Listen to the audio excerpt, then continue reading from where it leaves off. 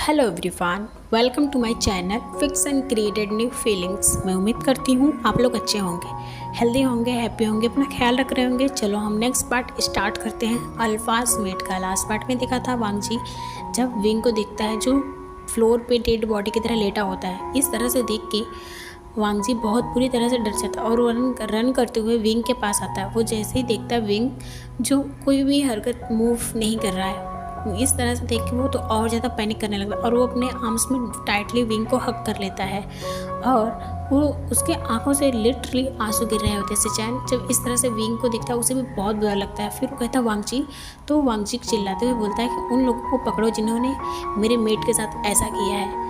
वांग जी जब इस तरह से सिचैन को ऑर्डर करता है तो सिचैन अपना सर नोट करता है और वो वहाँ से चला जाता है उनके पीछे। अब हमें दिखाया जाता है फ्लैशबैक में वांग जी के आने से पहले जब विंग को वो लोग बुरी तरह से मार रहे होते हैं। विंग सोचता है कि अब वो आगे सरवाइव नहीं कर पाएगा, तो वो हार मान के अब धीरे धीरे वो फ्लोर की तरफ गिरने लगता है। जब वो फ्लोर पे गिर जाता है उसकी आंखें बंद होने वाली होती हैं, लेकिन उसे एक जानी पहचानी से स्मेल, फैमिलियर स्मेल फील होती है। वो स्मेल करता बोलता है अल्फ़ा। तो वो सोचता है कि वो यहाँ थोड़ी ना होगा, मेरे लिए भला वो क्यों आएगा। वो ड्रीम देख रहा है, फिर कहता है ये अच्छा ड्रीम है और ऐसा कह के वो अपनी आंखें बंद कर लेता है। अभी तक वांग जी विंग को अपने आर्म्स में कैरी करके वो पैक के बॉर्डर के पास लेके आता है। बॉर्डर के पास ही एक छोटा सा कॉटेज में, उस कॉटेज में ज़रूरत की सारी चीज़ें होती हैं।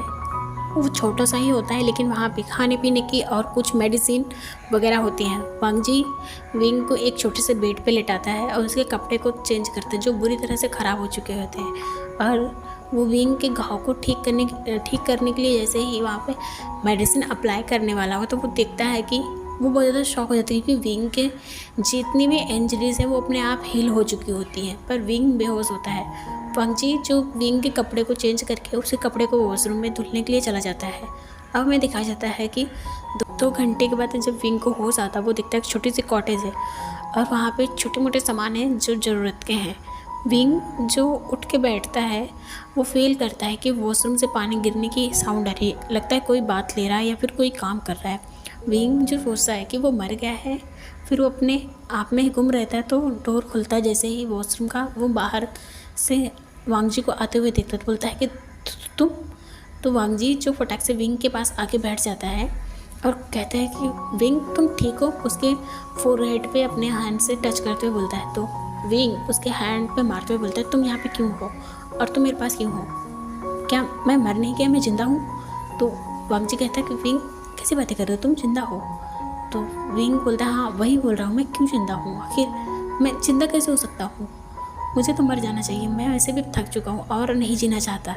वांग जी कहता है विंग। तो विंग कहता है कि तुम्हें वैसे यहाँ पे आने की ज़रूरत नहीं थी और तुम अगर यहाँ पे आ गए हो ठीक है, अब मैं ठीक हो गया हूँ तो तुम यहाँ से जा सकते हो। विंग कहता है जब इस तरह से वांग जी कहते हैं विंग मेरी बात सुनो, तुम इस तरह से क्यों बोल रहे हो, मुझे तुम्हें मेरी ज़रूरत है, तुम इस तरह से कैसे बात कर सकते हो। तो विंग कहता है कि देखो मिस्टर लैन, मुझे तुम्हारी ज़रूरत कोई नहीं। अगर तुम्हें मुझ पर सैम्पैथी फील हो रही है उन लोगों को देख के जिस तरह से उन लोगों ने मुझ पर हमला किया था, इस तरह से अगर कुछ फील हो रहा है तो प्लीज़ मुझ पर दया दिखाना बंद करो, क्योंकि मुझे नहीं अच्छा लगता जब कोई मुझ पर दया करता है। और ये फर्स्ट टाइम नहीं है मेरे साथ ऐसा कुछ हुआ है, ये मेरे साथ बहुत बार हो चुका है। तो मैं आगे भी मैनेज करता, पीछे करता आ रहा था और आगे भी मैनेज कर लूँगा। मुझे आपकी ज़रूरत नहीं है सच में, आप जाइए यहाँ से। आपको अपने फियांसे पर ध्यान देना चाहिए, नहीं तो वो नाराज़ हो जाएगी तुमसे। वांग जी जब विंग की ये बातें सुनता है उसे बहुत ज़्यादा हर्ट होता है, पर वो कुछ नहीं बोलता विंग मुझे तुम्हारी हेल्प करने दो। तो विंग कहता है क्यों, मैं आपको अपनी मदद क्यों करने दूँ, मैं खुद कर लूँगा, मैं इतने सालों से अपनी मदद कर रहा हूँ, आगे भी कर सकता हूँ, आप मेरे लिए परेशान मत होइए, जाइए यहाँ से। विंग जब इस तरह से बोलता है तो वांग जी कहता है प्लीज़ विंग। वांग जी की इस बात पर विंग कहता है देखिए मैं थक गया हूँ, प्लीज़ आप मुझे छोड़ दीजिए, मुझे जाने दीजिए। अगर आप मुझे सच में अपना मुझे नहीं रिजेक्ट कर पा रहे हैं आप, तो मैं ही कर देता हूँ ऐसा, आपको कहीं करने की ज़रूरत नहीं है। मैं आपको अपने मेट से रिजेक्ट ऐसे कुछ बोल पाता विंग। वांग जी जो विंग के लिप्स पे अपने लिप्स रखता है और उसे हंगरली किस करने लगता है, क्योंकि वांग जी इस बात से बहुत ज़्यादा डर जाता है। उसका हार्ट बीट इतना फास्ट हो जाता है कि विंग उसे रिजेक्ट ना करते। पता नहीं वांग जी को ऐसा क्यों लगा, उसकी आंखों में आंसू होते हैं पर वो अपने आंसू को कंट्रोल करता है और विंग को किस करने लगता है। विंग जो बहुत ज़्यादा शॉक हो जाता है कि वांग जी ये सब क्यों कर रहा है उसके साथ। लेकिन थोड़ी देर बाद वो वांग जी की किस में मेल्ट हो जाता है और वो भी वांग जी को किस रिटर्न करने लगता है। अब हमें दिखाया जाता है वांग जी जो थोड़ी देर के बाद जब विंग से अलग होता है तो कहता है कि विंग मैं सच में तुम्हारा मेट बनना चाहता हूँ, मैं तुम्हें रिजेक्ट नहीं करना चाहता। तो वांग जी जब इस तरह से बोलता है तो विंग कहता है कि क्यों, आप क्यों ऐसा कर रहे हैं, आप तो ऐसा कभी नहीं चाहते थे। तो वांग जी कहता है कि हाँ मैं नहीं चाहता था, लेकिन मैं तुम्हें रिजेक्ट नहीं करना चाहता, मैं अब तुम्हें अपना मेट मानता हूँ और मैं यहाँ से जाने के बाद मैं तुम्हें सबके सामने इंट्रोड्यूस करवाऊँगा, आई प्रॉमिस, मैं तुमसे प्रॉमिस करता हूँ। विंग कहता है कि देखिए मुझे फोर्सफुल रिश्ता नहीं चाहिए, आप मुझे दिल से कभी नहीं अपना पाएंगे और मैं ऐसा बिल्कुल नहीं चाहता कि आप मुझे फोर्स करें। और आप अगर एक वीक ओमेगा के लिए इस तरह से स्टैंड लेंगे तो ये आपके लिए बहुत ज़्यादा बुरा हो जाएगा, क्योंकि आपके पैक के जितने भी लोग हैं वो आपके खिलाफ हो जाएंगे और मैं ऐसा बिल्कुल नहीं चाहता। तो विंग जब इस तरह से बोलता है तो वांग जी कहते हैं विंग मैं सच में मैं तुम्हारे साथ रहना चाहता हूँ, मैं तुम्हें अपना मेट मानता हूँ और मैं तुम्हें ट्रेन करूँगा जिससे तुम बहुत ही स्ट्रॉन्गेस्ट यहाँ के लूना बनोगे और मेरी मेट बनोगे साथ में।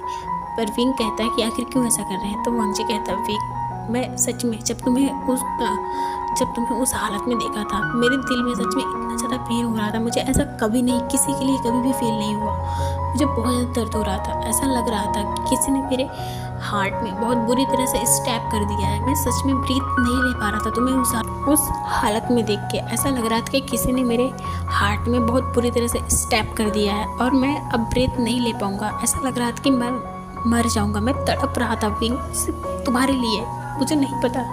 अब मैं वांग जी के पॉइंट ऑफ व्यू से दिखाया था वांग जी जो लाइफ में कभी भी मेट नहीं चाहता था, लेकिन जब उसे पहली बार विंग मिला था उसके मेट के रूप में तो उसने सोचा था कि वो अपने मेट को रिजेक्ट कर देगा क्योंकि उसे मेट नहीं चाहिए। और जब उसे पता चला कि विंग एक ओमेगा है तो उसने और डिसाइड किया कि वो कभी भी मेट नहीं एक्सेप्ट करेगा विंग को। लेकिन जब वो विंग से मिला उसके घर पे गया, विंग की कंडीशन देख के जब विंग जिस हाल में रह रहा था उसे देख के पता नहीं क्यों वो उसे रिजेक्ट नहीं कर पाया और उसे अपने पैक में लेके आया। वो सोचा कि विंग पैक में रहेगा, यहाँ सेफ रहेगा, लेकिन वो खुद ही विंग को हर्ट करने लगा बिकॉज विंग जो उसके बातों को नहीं मानता और दूसरों के सामने इतना अच्छे से बात करता था। और जब भी वांग जी की बात आती थी तो विंग हमेशा उसे इग्नोर करता था और उससे रूड तरीके से बात करता था, इवन उसकी तरफ दिखता भी नहीं था, जिससे वांग जी को बहुत गुस्सा एंड फ्रस्ट्रेट फील होता था और इसकी वजह से वो विंग को खुद हर्ट करने लगा। उसे लगा कि ऐसा करने से वो शायद अपने अंदर जो तूफ़ान चल रहा है उससे शांत कर सकता है, बट नहीं, उसने विंग को बहुत बुरी तरह से और किस लेवल तक हर्ट कर दिया कि उसे खुद को नहीं पता कि आज विंग उस पर बिल्कुल भी विश्वास नहीं कर पा रहा और उसके साथ नहीं रहना चाहता है। तो वांग जी जब बताते थे फिर कहता है कि विंग मैं सच में मैं तुम्हें नहीं खो सकता, मुझे नहीं पता, मुझे बहुत दर्द हो रहा है, मुझे बहुत डर लग रहा है कि अगर तुम मुझसे दूर चले जाओगे तो मैं जिंदा भी रह पाऊँगा या नहीं, मुझे नहीं पता, ये शायद हमारी मेट बॉन्ड की वजह से मुझे ऐसा लग रहा है, पर मैं सच में मैं तुम्हें कभी भी रिजेक्ट नहीं करना चाहता था। विंग जब वांग जी की ये सारी बातें सुनता है और वो वांग जी की आंखों में दिखता है तो उसे भी थोड़ा दर्द और पेन फील हो रहा होता है, वांग जी की आंखों में दिख रहा होता है, बट वो इन सबको इग्नोर करता है। वो सोचता है कि नहीं, वो ऐसे वांग जी की बातों में आ नहीं सकता, क्योंकि वांग जी को क्या विंग सोचता है कि वो वांग जी की बातों में इस तरह से नहीं आ सकता, वांग जी उसे इमोशनली ब्लैकमेल कर रहा है और उसे ये ब्लैकमेल में वो नहीं फंस सकता क्योंकि अब उसे यहाँ से जाना है, उसे पता है उसे यहाँ पे कोई एक्सेप्ट नहीं करेगा। फिर विंग जो अपने आप में गुम होता है और सोच रहा होता है, वांग जी विंग के हाथ को पकड़ते हुए बोलता है प्लीज़ विंग मान जाओ ना प्लीज़। तो वांग जी की बात सुन के जब वांग जी की आंखों में विंग दिखता है उसे वहाँ पे बहुत ज़्यादा दर्द एंड पेन दिख रहा होता है, बट वो अपने आप को काम करता है और कहता है कि देखो मुझे सोचने के लिए थोड़ा टाइम चाहिए, ओके। और ऐसा कह के वो चुपचाप बेड पे लेट जाता है और अपनी आंखें बंद कर लेता है। वांग जी जो विंग को कंबल से टक करता है और वो थोड़ी दूर के जाके बैठ जाता है। विंग जो अपनी आंखें बंद करके सोच रहा होता है, चेरी कहता है कि विंग हमें एक्सेप्ट कर लेना चाहिए, हमारा अल्फ़ा इस बार झूठ नहीं बोल रहा है। और उसके आंखों में देखा ना वो कितना ज़्यादा पेन में है। तो विंग कहता है कि तुम शांत हो जाओ, तुम ऐसा बार बार बोलते हो और तुम्हें पता नहीं है कि वो उसने हमारा जब से हम यहाँ पे आए हैं कभी उसने हमारा साथ नहीं दिया ना, तो तुम इस तरह से कैसे बोल सकते हो। तो चेरी कहता है कि विंग तो क्या तुम्हें नहीं लगता कि इस बार हमें उसकी एक बार बात माननी चाहिए, और उसने कहा है ना कि वो हमारे साथ रहेगा, अगर इस बार उसने चीट किया और उसने हमें धोखा दिया तो मैं सच में खुद उसको पंच करूँगा। चेहरी के बाद सुन के विंग के फेस पे हल्की सी स्माइल आ जाती है, पर कहता है कि नहीं, पर मुझे डर लग रहा है कि अगर उसने इस बार मुझे धोखा दिया तो मैं सच में सर्वाइव नहीं कर पाऊँगा। मैं बहुत बुरी तरह से टूट चुका हूँ। मैं अब नहीं इस तरह से और किसी पे नहीं बिलीव करना चाहता। तो चेरी कहता है कि विंग वो हमारा मेट है, कोई और नहीं है, तुम एक बार बिलीव करके देखना चाहिए। विंग जो बहुत ज़्यादा अपने आप से और अपने माइंड से लड़ रहा होता है, फिर वो थोड़ी देर के लिए शांत हो जाता है, फिर कहता है ओके ठीक है। अब मैं थोड़ी देर के बाद दिखाया जाता है विंग जो कहता है कि ठीक है। वांग जी कहता है कि क्या तुम मान गए? उसके फेस पे एक स्माइल आ जाती है। विंग को देख के थोड़ा सा अजीब लगता है विंग को। फिर कहता है कि देखो मैंने तुम्हें इस बार माफ़ कर दिया, लेकिन मैं नेक्स्ट टाइम तुम्हें कभी माफ़ नहीं करूँगा अगर तुमने मेरा विश्वास तोड़ा तो वांग जी कहता है मैं तुमसे प्रॉमिस करता हूँ विंग, मैं तुम्हें कभी भी निराश नहीं करूँगा और मैं ये प्रॉमिस नहीं तोड़ूंगा जो अपने 3 फिंगर को हवा में उठाता था। इस तरह से देख के विंग के फेस पे हल्की सी स्माइल आ जाती है, पर वो अपने स्माइल को कंट्रोल करते हुए बोलता ओके ठीक है। अब ऐसा कह के वांग जी कहता है कि ठीक है तुम लेट जाओ, आराम करो। फिर वो लेट जाता है तो वांग जी कहता है हम यहाँ से जाएंगे तभी मैं बैग के सामने सबको बता दूँगा कि तुम मेरे मेट हो। विंग जो उसकी तरफ देखता है और अपना सर नोट करता है और लेट जाता है। 2 दिन तक विंग इस कॉटेज में ही रहता है। विंग को इस कॉटेज से सिचैन एंड वांग जी बाहर निकलने ही नहीं देते। बोलते हैं कि तुम वीक हो, तुम्हारी बॉडी कमज़ोर है, तुम अभी रेस्ट करो। विंग जो बार बार बोल रहा था कि वो ठीक हो गया है, उसके बॉडी पे एक भी इंजरीज का निशान नहीं है और वो चल फिर सकता है, लेकिन सिचैन एंड वांग जी एक बार भी उसकी बात नहीं मानते और उसे उस कॉटेज से बाहर नहीं निकलने देते। अब लगभग 2 दिन तक विंग उस कॉटेज में ही रहता है। अब 2 दिन के बाद जब विंग उस कॉटेज से बाहर निकलता है तो सनलाइट जब उसके बॉडी पे पड़ती है उसे बहुत ज़्यादा अच्छा एंड काम फील कर रहा होता है। विंग जो उसके फेस पे स्माइल आ जाती है और जब वो वांग जी की तरफ देखता है तो वांग जी का फेस पे थोड़ा टेंशन फील हो रहा होता है और दिख रहा होता है। उसे समझ जाता है कि वांग जी नर्वस है, पर वो वांग जी के हाथ को पकड़ लेता है। वांग जी जब उसकी तरफ देखता है एक नर्वसली स्माइल करता है और कहता है कि सब कुछ ठीक हो जाएगा विंग, तुम टेंशन मत लो। विंग कहता है कि हाँ वही मैं तुम्हें कहना चाहता हूँ कि सब कुछ ठीक हो जाएगा, तुम टेंशन मत लो। तो वांग जी जो एक नोट करता है और वो लोग चलने देते सिचैन और वांग जी। वो सिचैन जब वांग जी और विंग को इस तरह से दिखता है तो उसके फेस पे भी हल्के से स्माइल आ जाती है। अब हमें दिखाया जाता है विंग जो अपने रूम में बैठा हुआ था और सोच रहा था कि क्या उसने सही फैसला लिया वांग जी को हाँ करके, कहीं वांग जी उसे फिर से चीट ना करे और उसे चोट ना पहुंचाए। विंग जब इसी ख्याल में सोच रहा होता है तो उसके डोर पे नॉक होती है। जो वो डोर खोल के देखता तो वहाँ पे जिस पर्सन को देखे वो बहुत बुरी तरह से शॉक हो जाता है और वो उसके फेस पे हल्का हल्का नर्वसनेस आ रहा होता, पर अपने आप को काम डाउन करते हुए बोलता कि तुम यहाँ पे। तो सिप्रा जो कोई भी रिएक्शन विंग को नहीं देती और उसके रूम में तुरंत आ जाती है और कहती है तुम मुझे बताओ तुम कौन हो और तुम यहाँ पे क्यों आए हो। विंग जो अपनी नर्वसनेस को छुपाते हुए बोलता है कि एक्चुअली मैं विंग को इस तरह से बोलते कि तुम कौन हो और तुम यहाँ पे क्यों आए, किसने तुम्हें यहाँ पे लाया है। तो वो कहता है कि मुझे अल्फ़ा वांग जी लेके आए हैं। तो विंग जब इस तरह से बोलता है क्या मजाक कर रहे हो, वो तुम्हें क्यों लाएगा, और वो कब से ओमेगा में इंटरेस्ट होने लगा, वो क्यों लाएगा। तो विंग कहता है कि अगर आपको विश्वास नहीं है तो आप उनसे पूछ सकती हैं, मैं सच कह रहा हूँ, उन्होंने ही मुझे लाया है। सिप्रा जो अब गुस्से को कंट्रोल नहीं कर पाती और अपने हाथों के पंजों से विंग के गले को पकड़ लेती, बोलती सच बताओ मैंने कहा ना कि तुम्हें कौन लाया और तुम किसकी वजह से यहाँ पे रह रहे हो। विंग जो अपने आप को छुड़ाते हुए बोलता है कि देखिए मिस, मैं सच कह रहा हूँ, यहाँ पे मुझे अल्फ़ा वांग जी ही लेके आए हैं। और इधर वांग जी जो बहुत बुरी तरह से दौड़ते हुए आ रहा था क्योंकि उसे फील हो रहा था कि कुछ तो गलत हो रहा है। जब वो आता है देखता है वो सिप्रा उसे दूसरे पंजे से उसके फेस पे अटैक करने ही वाली होती है कि वांग जी उसे आके बीच में उसे सिप्रा को बहुत तेज़ी से धक्का देते हैं जिससे वो 2 कदम पीछे चले जाते हैं। और जब वो वांग जी की तरफ देखती है, वांग जी जो विंग के सामने शील्ड बल के खड़ा हो जाता है, बोलता है कि तुम्हारी हिम्मत कैसी हुई किसी भी गेस्ट को, मेरे गेस्ट को इस तरह से ट्रीट करने की। तो वो कहती है क्या ये तुम्हारा गेस्ट है ओमेगा, तुम्हारा गेस्ट ओमेगा कब से होने लगा।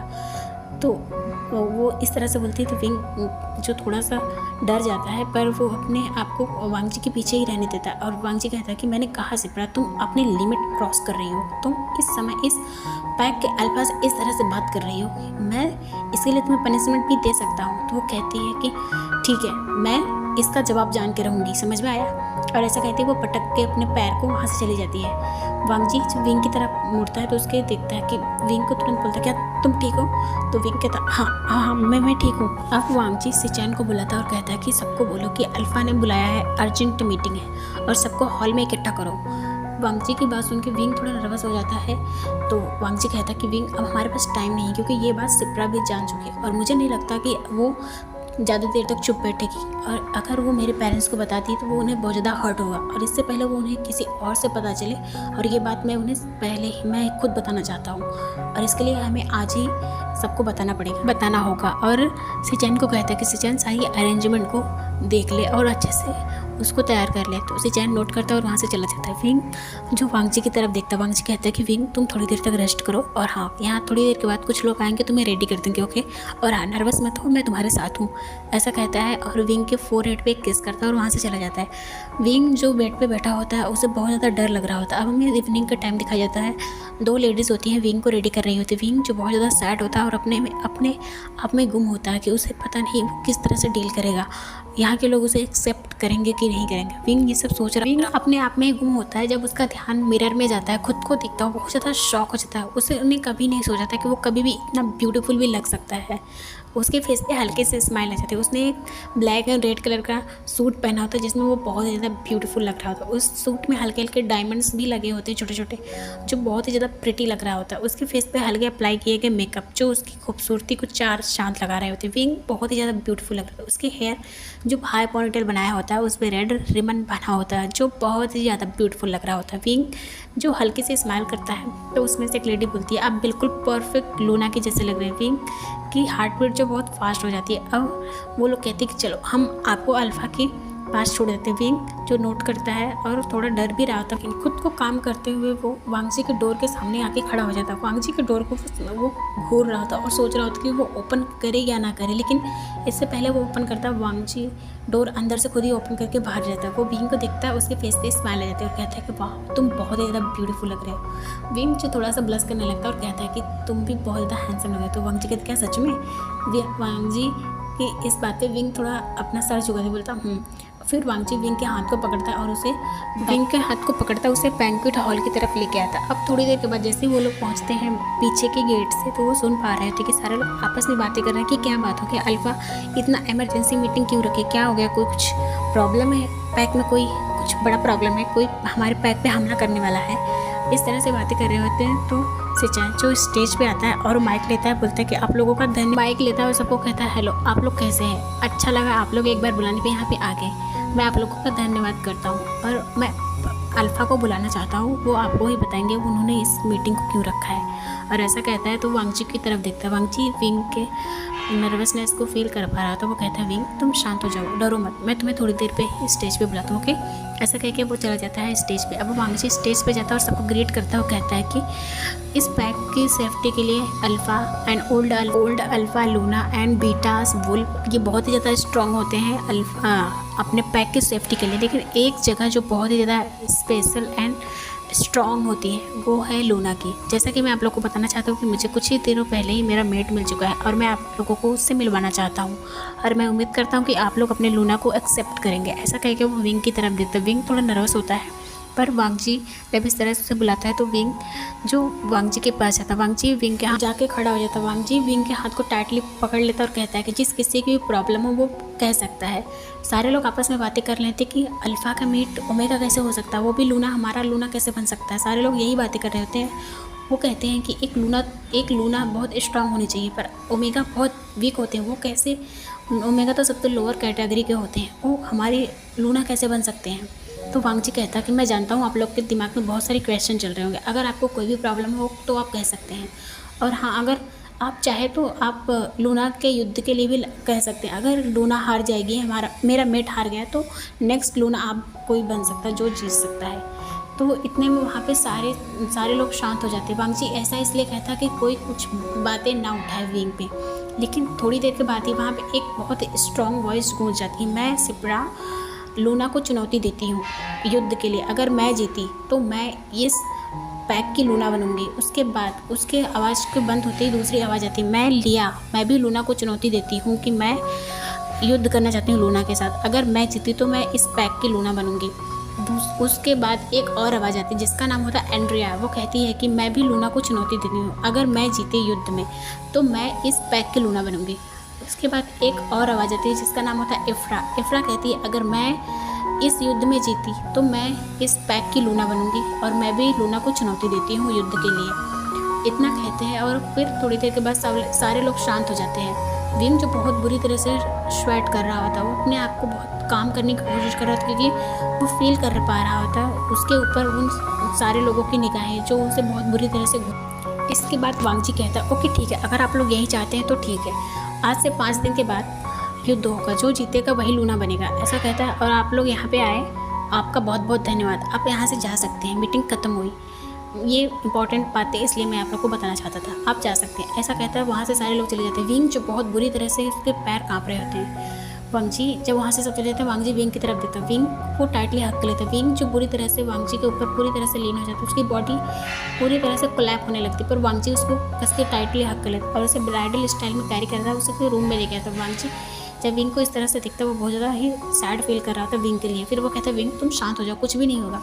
विंग कहता है कि मैं कैसे कर सकता हूँ, मैं 4 लोगों से कैसे लड़ सकता हूँ, वो मैं हार गया तो वांगजी कहता है कि विंग मैं तुम्हें अभी 5 दिन है हमारे पास, मैं तुम्हें ट्रेन करूँगा, ओके, तुम टेंशन मत लो, तुम बिल्कुल भी टेंशन मत लो, और हाँ तुम ही जीतोगे, मुझे पता है तुम इस पैक के बहुत अच्छा लूना बनोगे। और ऐसा कहता है तो विंग को थोड़ा खुद पे कॉन्फिडेंस आता है। अब हमें दिखाया जाता है कि 3 दिन बीत चुके होते हैं वांगजी को विंग को ट्रेनिंग देते हुए। आज वांगजी किसी काम से बाहर गया होता तो सिचैन उसे ट्रेनिंग दे रहा होता है, लेकिन थोड़ी देर के बाद वो चला जाता है, क्योंकि विंग को कुछ नाश्ते के लिए लाने के लिए। इतने में वहाँ पे इफ्रा आती है और वो कहती है तुम्हें लगता है कि तुम जीत सकते हो, मुझे नहीं लगता कि तुम जीत पाओ। उसे घूर के देख रहा है, तुम चाहे कितनी भी ट्रेनिंग कर लो, पर तुम्हें लगता है कि तुम हमसे जीत सकते हो, कभी भी नहीं।